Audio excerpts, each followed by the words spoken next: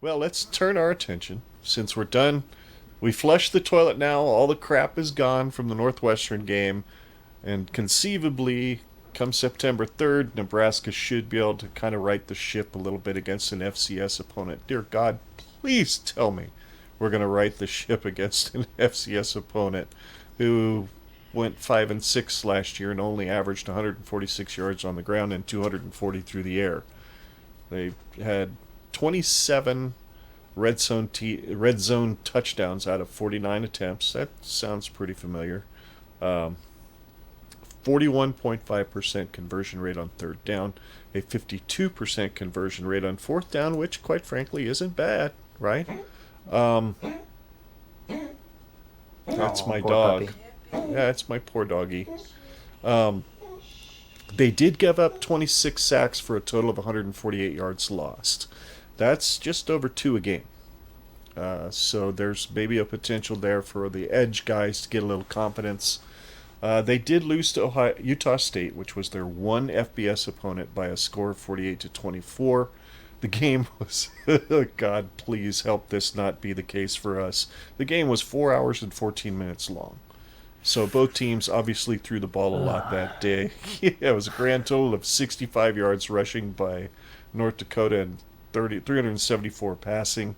They only gave up one sack, though, for 8 yards in the game, but the defense did give up 217 on the ground and 404 through the air. So I look for Casey and hopefully Anthony Grant to kind of get himself going in this game the next year. Next week should be a depth builder, and or it could be a 14-10 crap show loss. I honestly don't know what to expect. Looking at those numbers, where do you assess Nebraska fitting into what they need to do in this game?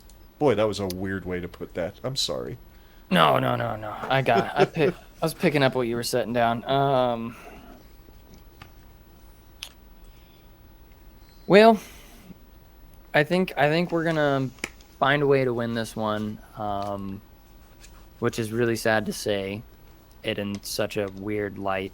We're gonna find a way to win against North Dakota. I mean that. I And I know. mean that. I honestly think that based on what I saw against Northwestern, let's just assume here that Northwestern, you know how you kind of brought forth the one or two things that are true. It's either Northwestern is really, really good and Nebraska has a lot of things to work on, or Nebraska Mm-hmm. is really, really bad and so is Northwestern, and that's going to be a really bad posture to carry over for the rest of the season. Yeah, yeah. Um, I'm going to be pessimistic, and I'm going to say that we were both actually really bad and that we barely squeaked by an equally bad team, and that we just got off the plane. Our guys are going to be jet lagged. We're going to do the same thing over again where we have a few days to prep for this, and Mm-hmm. I don't know what the morality of our team is at the moment, but I don't foresee them being ignorantly optimistic about this game. Okay. Um, and I think that North Dakota is going to think the same thing. And I think that their coach is going to get their guys coached up really, really well for this game. And I think that they're going to go into Lincoln thinking they're going to win. Um, Sure. and so I think it's going to be a close game, and I think it's going to turn up the temperature on Scott Frost's hot seat. And I think that Nebraska barely, and I'm going to say barely in context of us playing North Dakota, barely Mm-hmm. wins a game against North Dakota, and it's going to be something like a 38-30 victory, Nebraska. Whew, 38 to Um, 30. Okay, so you're yeah. looking at a lot of points then on Yes, either I think side. that I think that Nebraska is going to have to do something on offense because somehow, some way, North Dakota is going to find a way to exploit our lack of black shirt defense. Um, yeah, Okay. you know, I that's just what I see. I see it being kind of like a what team was it? 2019, we played South Alabama, was it? Um, Yeah. And and except going for a into couple of or a defensive touchdown, two of them, and a return by J.D. Spielman for a touchdown on special teams, we didn't do crap. yep. Mm-hmm. I And that remember was a that. team that you could look at and be like, this should be an easy win. Yeah, Yeah, they have a few good things. They're kind of like a Troy. right. They've got talent on their team that could be used. North Dakota doesn't necessarily have that, but I mean, you look at the Okay. context of this. Any coach worth their salt is going to look at the way that we performed and the coach in question, Mm-hmm. the team in question, the defense in question. There's a lot of question marks on Nebraska Yeah. right now. And if I'm a coach for even the shittiest team you could imagine, I'm looking at that as an opportunity to get a really, really Yep. crazy victory. Mm-hmm. Yeah. So I go Big Red, but goodness gracious, I feel like this one's going to be painful to watch. Yeah. So you're kind of in that John Johnston from Coordination mode, right? Where he says at the end of some of his videos, like last year after Minnesota, F everything, there is no hope, and go Big Red. Yep. Oh, I like it. you know what? I know this is not going to even come close to matching my prediction that I made for this game when we talked with Dustin Schutte. Because I think I had us at 24-14 or 24-21 or something crazy like that they would give us a game.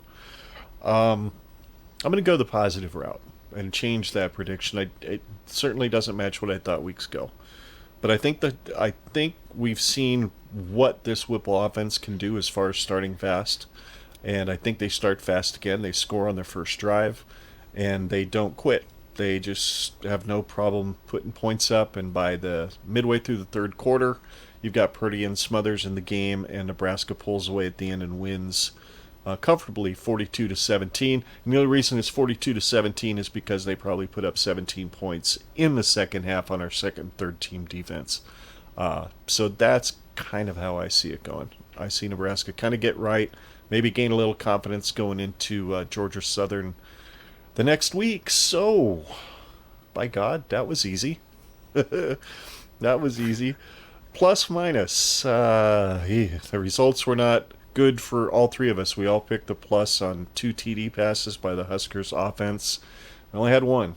That first drive was the only touchdown pass of the game. Otherwise, you had a run on a read option by Casey Thompson for the second touchdown, then 2 runs by Anthony Grant. So, well, all three of us got 0 points on the plus minus. So, for this game, with North Dakota giving up an average of 2 sacks a game, I set the plus minus at 2 sacks for the Black Shirts this week. What do you think, plus or minus on that? Well, I want to say 0. So you're I definitely don't. going minus. Yeah, yeah. Until I see the Black Shirts actually earn their Black Shirts, I want to say 0. Okay. That's just kind of where I'm at. But I see that you already have a pick. I can't remember We how can our pick the plus same minus thing. goes. We can pick the Okay. same. We can pick the same one. So you can pick minus, I can pick minus, and Okay. we don't have to give a number. Just say minus or plus and call it a day. Yeah. Yeah, I'm going minus. I'm going minus on that. Yep, that's where I'm at. Minus, probably 1 at best. I don't think it'll be 0. I think somebody will bust through and get one. Might not even be one of the edge guys. It might be somebody like a linebacker or something early in the game. I don't know. Sounds about right. Anyway, that pretty much wraps up. Hey, my camera went away again. Imagine that. I should know to look up about every 30 minutes. Yeah, to that's make sure crazy. You gotta figure I do that that. out. It shuts off the screen about every 30 minutes, and I thought I got the setting fixed, folks, but apparently I didn't. But then again, looking at a black screen is probably way better than looking at this. Team Jack. As we wrap things up, we are going to be involved in the Team Jack 10th annual radiothon. Have no idea what that means yet. But Team Jack does some great work for pediatric brain cancer. Make sure you go to teamjackfoundation.org for more information on how you can help out. Because brain cancer is one of those things that it's one of the leading killers of children. And the treatment for it also causes them long-lasting effects that hurt them throughout the rest of their lives. So please do what you can to help out. Go to teamjackfoundation.org for more information. To follow us, you can find all of our social media info on genredpod.com. That's GENREDPOD.com. It's our website. You can find our Facebook, Twitter, and YouTube links there to follow those 3 social media outlets. You can also message us at genredpod@gmail.com for any comments, suggestions, or questions for the show. And there's one more I'm missing, Scott, and I can't remember what it is. No, it isn't. Oh, Generation Red on your favorite podcast app to be able to download the audio version of the show. Hey, it's how the show started. I should remember that. Anyway, we thank you guys so much for watching. You're the best. We've been really seeing some traction on our YouTube channel, seeing some traction with our downloads. Scott, they're moving up slowly but surely. Here's hoping some W's will help those move up even more. And until next time, he's Scott, I'm Ken. Together we're Generation Red. And we're here to remind you every single week of what you already know. But just in case you happen to forget, one time, Iowa's corn sucks. And there is no place like Nebraska. Go Big Red.